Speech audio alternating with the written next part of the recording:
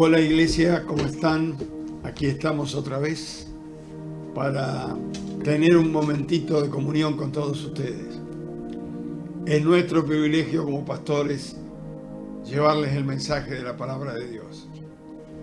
Estamos en estos días pasando una situación bastante atípica para los argentinos y para todo el mundo, creo, pero muy especialmente para nosotros.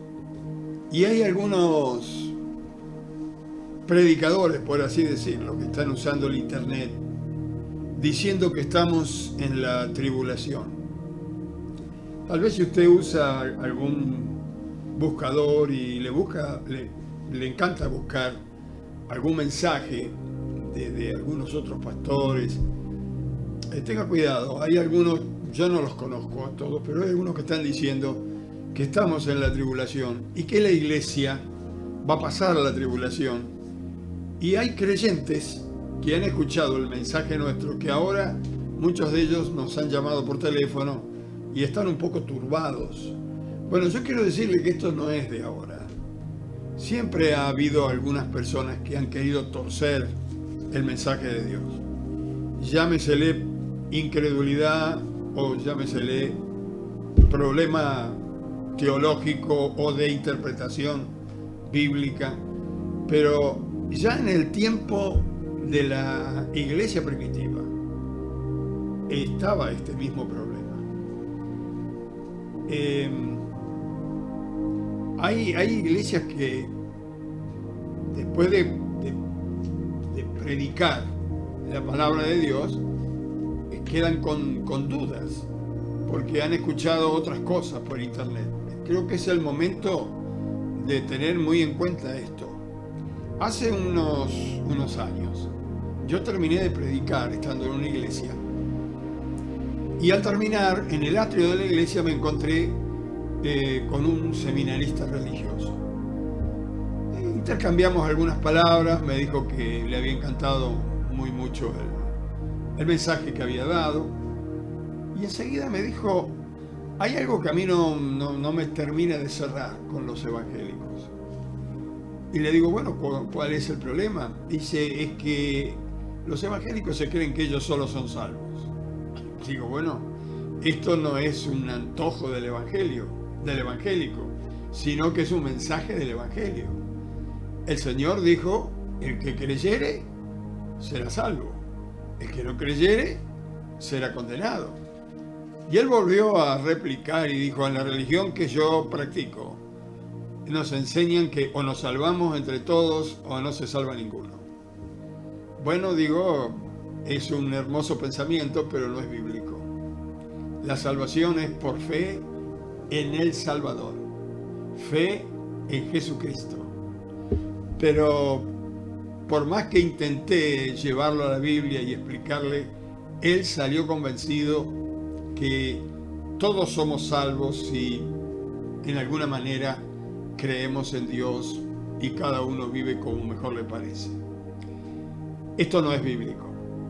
Pero bueno, así como hay distintas interpretaciones en las distintas religiones, también hay problemas con las personas que creen, aún leyendo la Biblia, que el Señor Jesucristo no se va a llevar a la iglesia antes que venga la tribulación.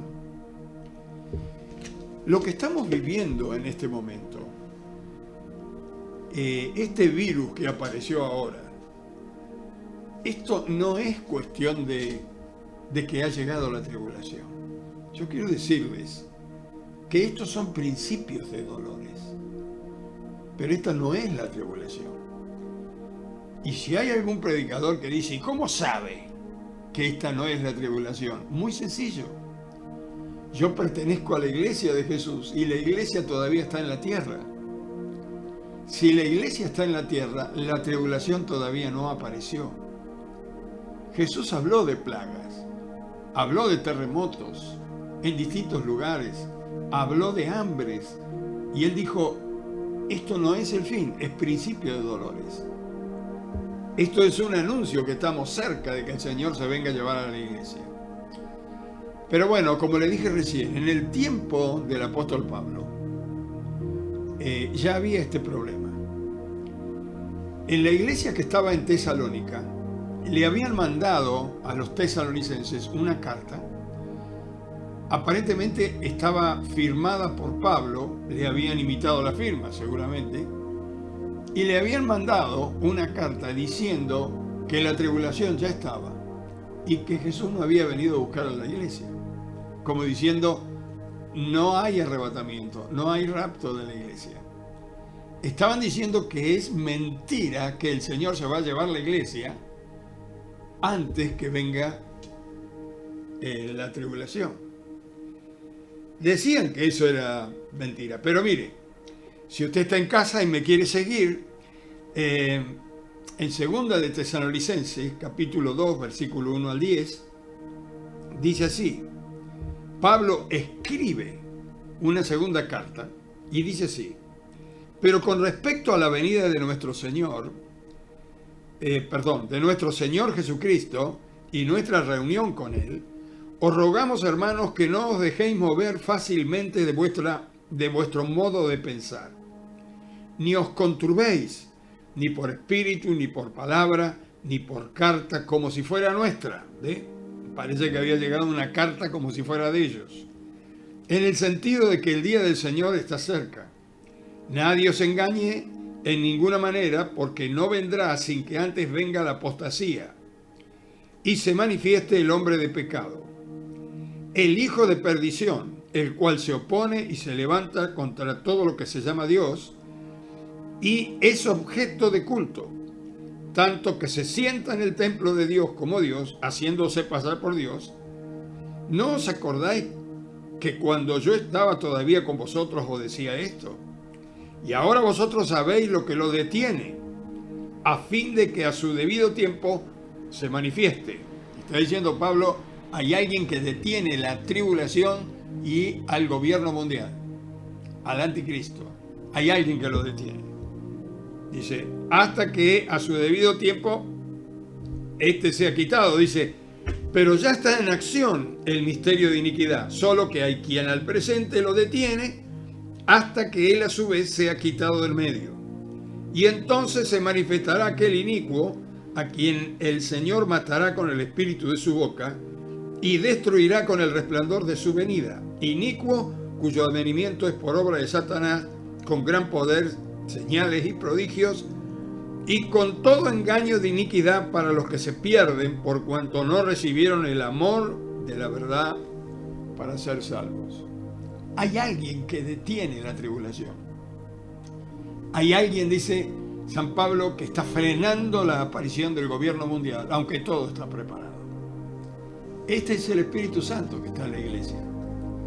hasta que la iglesia sea arrebatada, sea quitada del medio, y entonces el Espíritu Santo dejará de actuar y le dará lugar a Satanás para que durante 7 años aquí en la tierra haya una gran tribulación como nunca hubo desde antes de la creación del mundo hasta el fin.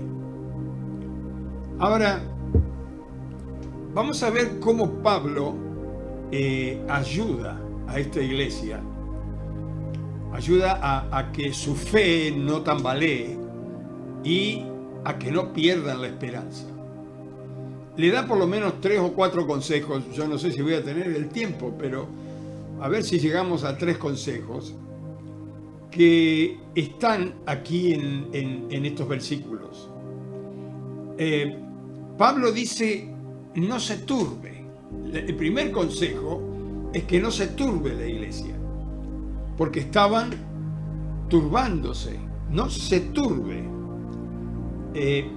por las interpretaciones malas y los mensajes tan abrumadores de algunos predicadores. Estaban entrando en un problema. Dice el versículo 2, que no os dejéis mover fácilmente de vuestro modo de pensar, ni os conturbéis. La palabra conturbarse es turbarse, es entrar en problemas, está turbada la persona. Entonces el consejo de Pablo dice, un momentito, no se turben, no es así. ¿Por qué no era así? ¿Por qué estaba tan seguro Pablo que no era así? Es que Jesús no miente, mi amigo y mi hermano en Cristo. No miente porque no es hombre para mentir. Jesús no solamente fue un hombre bueno cuando caminó por la tierra, o, como dijeron algunos, era un carpintero religioso. Él era esto y mucho más. Él era el Hijo del Dios viviente y todavía sigue siendo el Hijo del Dios viviente. Aunque algunos rechacen esta idea, eso no quita que Él siga siendo el Hijo del Dios viviente. Jesús es el Hijo del Dios viviente. Lo que pasa es que la primera vez que Él vino a esta tierra, vino del cielo y nació de una virgen, vino como hombre. El ver a Jesús hombre caminando por la tierra es el estado más bajo de Dios. Se humilló, dice, hasta el formato de hombre. Vino a predicar como hombre, vino a morir como hombre, y vino a morir por todos los pecadores, aún los que creían y los que no creían en Él, porque el amor de Dios sobrepasa todo entendimiento. Él fue ignorado, fue repudiado, lo escupieron, fue flagelado y muerto en una cruz del Calvario. Pero cuando Él venga la segunda vez será honrado, respetado y adorado, porque Él vendrá como Rey de Reyes y Señor de Señores. Primero vino como Salvador, pero la próxima vez que venga, vendrá como Rey. Y esta va a ser la diferencia para con todos los hombres. Por eso Pablo, refiriéndose al rapto de la iglesia, le dice a la iglesia de Tesalónica, en el versículo 2, no se turben. No se turben con esta idea de que la tribulación ya está. No. Y que Jesús no vino. Jesús vendrá. Lo que está pasando ahora y lo que estuvo pasando antes son principios de dolores. Pero si Jesús dijo que venía a buscar a su iglesia, Él va a cumplir. Dios dijo que mandaría un diluvio y vino. Él dijo que enviaría un Salvador y vino. Y si Él dijo que va a volver a buscar a su iglesia, vendrá. Iglesia, no se desanime. Él vendrá. San Pablo tiene que escribir esta segunda carta, porque aunque en la primera carta él describe los sucesos como iban a pasar, a lo que los creyentes estaban turbados, tuvo que volver a escribir una segunda carta refiriéndose que toda palabra de Dios se va a cumplir. Mire, usted que está en casa con la Biblia en mano, Sígame en Tesalonicenses capítulo 4. Capítulo 4. A ver. Tesalonicenses.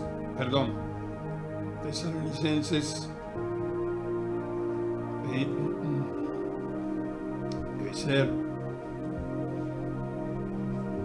Téngame paciencia porque la maquinita no me funciona bien. No sé si es de la internet o qué. En 1 de Tesalonicenses capítulo 4, versículo 13 al 18, aquí está el orden de los sucesos.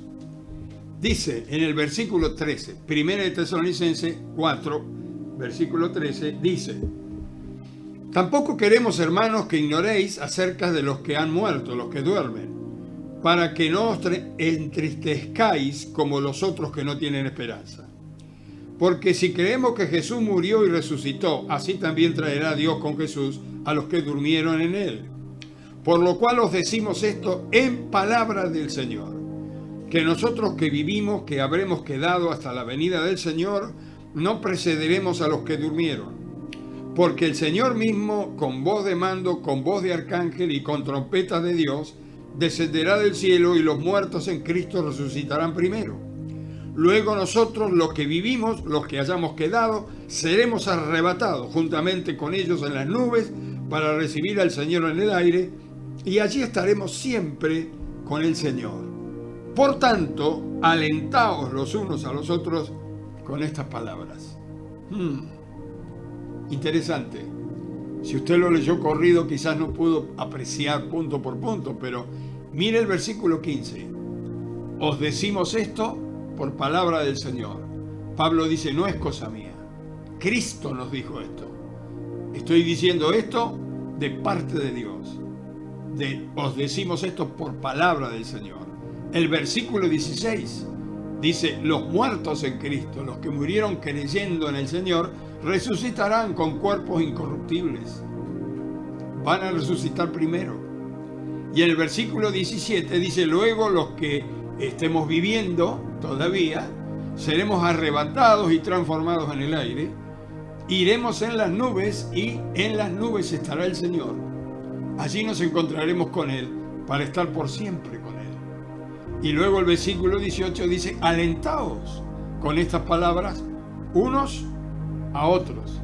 Pero es evidente que si la iglesia de Tesalónica estaba con estas dudas, esta carta que le habían enviado diciendo que la tribulación ya llegaba y que Cristo no vino a buscar a su iglesia, los había turbado. El segundo consejo que le da Pablo es no se dejen engañar. No se dejen engañar. Cuando la iglesia sea arrebatada al cielo, el Espíritu Santo dejará de obrar porque la iglesia fue llevada al cielo. Hay que esperar que la iglesia sea sacada de la tierra para saber que la tribulación está próxima a llegar. Algunas personas dicen, no puede ser, lo que estamos viviendo hoy con el coronavirus, si hay alguna cosa peor que esta, entonces, ¿qué será la tribulación? Bueno, justamente en el Evangelio de San Lucas, capítulo 21, versículo 36, San Lucas 21, 36, el Señor Jesús dijo, orad y velad, para que sean dignos de ser hallados, o de ser hallados dignos de escapar de la hora que viene al mundo.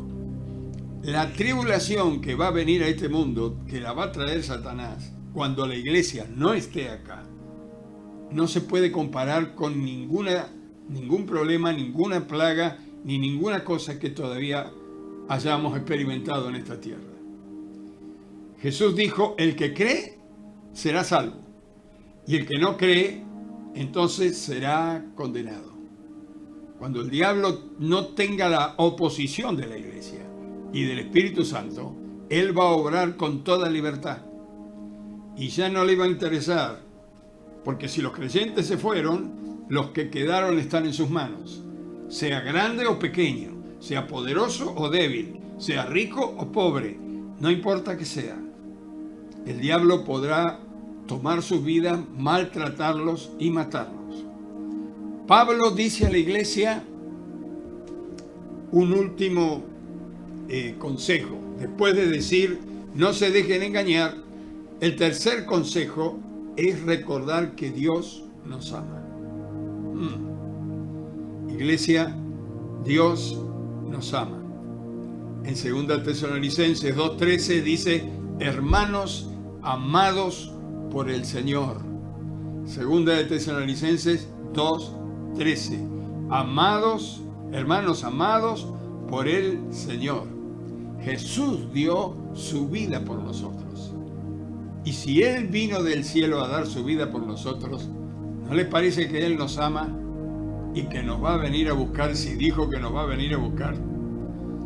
La Biblia dice que mayor amor no hay que el de aquel que da su vida por su amigo. Y el Señor dio su vida por nosotros. Y llega a decir la palabra de Dios que ni la muerte, ni la vida, ni los ángeles, ni principados, ni lo presente, ni lo porvenir, ni lo alto, ni lo profundo, podrá apartarnos del amor de Dios que es en Cristo Jesús, Señor nuestro. El amor de Dios es lo que nos da la fuerza. Un día vi una película que hablaba de la fuerza del amor, sobre una madre que su hijo pequeño entró en una jaula de los leones en un circo y nadie se dio cuenta, y ella entró a la jaula, sacó al niño de allí, mientras los leones estaban allí, cerró la puerta y después que cerró la puerta de la jaula, se desmayó. La fuerza del amor. El amor de Dios nos da una fuerza especial en los problemas y en las luchas, a los que conocemos su nombre y su poder. Le cuento una pequeña historia. Hace unos años yo estaba visitando a una tía mía que tengo en Martínez, o que tenía, en Martínez, provincia de Buenos Aires. Estaba sentado en la vereda y de pronto veo un anciano que viene cruzando la calle, varios autos que cruzaban, y venía caminando con una bicicleta al lado. Con mucha dificultad caminaba, así que me apresuré, paré el tránsito, lo ayudé a cruzar, y cuando lo ayudé a cruzar, le comencé a hablar del amor de Dios. Él estuvo muy atento. Le presenté el plan de la salvación, que Cristo vino a morir por nosotros y que todos aquellos que aceptamos este sacrificio que Él ha hecho por nosotros para que podamos ir al cielo, seremos salvos. Lo aceptó, oró conmigo, recibió al Señor, y cuando terminamos de orar, Él me dijo, mire, no sé lo que me pasa, pero es como si tuviera nuevas fuerzas. Mañana voy a volver, así me sigue hablando de Jesús. Y tomó la bicicleta y subió a la bicicleta como el mejor de los jóvenes. Ya no parecía el mismo anciano que venía cruzando la calle. ¿Por qué? Si no le di nada, solamente le hablé de Jesús. Porque cuando uno recibe la palabra de amor de Jesús, el amor y la fuerza de Jesús viene a nosotros. Esta es la fuerza que Dios nos ha dado. Es por eso que Pablo dice a los tesalonicenses, no se olviden que son muy amados por el Señor. No tengan temor. Ustedes son los que han entrado por Jesucristo al cielo. Él es la puerta. Y aunque todavía están en la tierra, ustedes han pasado por la puerta, ya están dentro del reino de Dios. Tal vez hay personas que no conocen la Biblia ni conocen al Señor y me están escuchando en esta mañana. Quiero contarles una pequeña historia y con esto vamos a terminar hoy. Hace unos años había un contingente de familias que estaba pasando por una ciudad y con un guía que iba adelante mostrándole algunas ruinas y algunas algunos barrios históricos de aquel lugar, y de pronto aparece un templo hermosísimo, iluminado con los mejores colores. Todos quedaron impactados y el guía no se paró allí, pero le dijo a las familias que venían: si alguno quiere entrar al templo y conocerlo, vayan nomás, la llave está en la puerta. Así que 4 o 5 familias se apartaron del contingente porque querían conocer aquel lugar por dentro que parecía tan precioso. Fueron, la llave estaba en la puerta, evidentemente, trataron de girar la llave, no pudieron y se volvieron al contingente muy enojados. Pero un niño de una de esas familias se había quedado en la puerta porque oyó una voz de adentro que le decía: la puerta está abierta, entra, solamente abre la puerta y entra. El niño creyó a la voz, movió el picaporte, la puerta se abrió y entró. Cuando entró, si el templo era hermoso de afuera, de adentro era mucho más hermoso. Puertas de perlas, calles de oro, pisos resplandecientes, y alguien que lo atendió al niño vestido de blanco desde el lado de adentro dijo: aunque hay muchos que vienen acá, no pueden creer que la puerta está abierta, ni aún oyendo al guía que puse para que les diga que la puerta está abierta. Pero aunque digo que la puerta está abierta, no lo creen. Así es con el reino de Dios. Jesús dijo: he puesto delante de ti una puerta abierta que nadie puede cerrar. Esa puerta es Jesús, Él mismo. Si la persona llega a Jesús, va a entrar al reino. Lo único que tiene que hacer es ir a Jesús. Y Él dice: el que a mí viene no le echo fuera. El que entra por la puerta. Yo soy la puerta de las ovejas, dice en San Juan, en el Evangelio de San Juan. El que por mí entrare, entrará y saldrá y entrará y hallará pastos y será feliz. Si tú que estás escuchando este mensaje, tal vez estás, como le dijo Pablo a la iglesia de Tesalónica, no se turben, no se dejen engañar. Tal vez estás ahí tambaleante por las circunstancias que están viviendo en estos días. Yo te quiero decir que la puerta está abierta para la salvación. Si te animas a entrar, yo te quiero guiar. Vamos a hacer una oración, vamos a hablar con Jesús. Y si recibís a Jesús como tu Salvador, Él va a recibirte a ti. Y entonces habrás pasado la puerta y habrás entrado al reino. Repite conmigo esta oración. Nos vamos a dirigir al Padre Dios. Padre, en esta mañana quiero recibir a Jesús como mi Salvador. Vengo a Él porque oí que la palabra que da el pastor dice que Él es la puerta.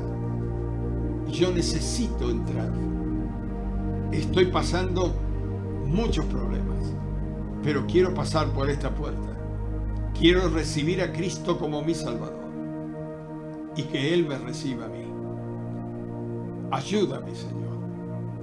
Quiero recibir a Cristo para que sea mi Salvador y el dueño de mi vida, y para que Él me guíe y me lleve a tu reino. Te lo pido en el nombre de Jesús. Amén y amén. Iglesia, estamos muy próximos a la venida del Señor con respecto al rapto. Él nos va a llevar a las nubes. Prepárate y aliéntate. Dios te bendiga.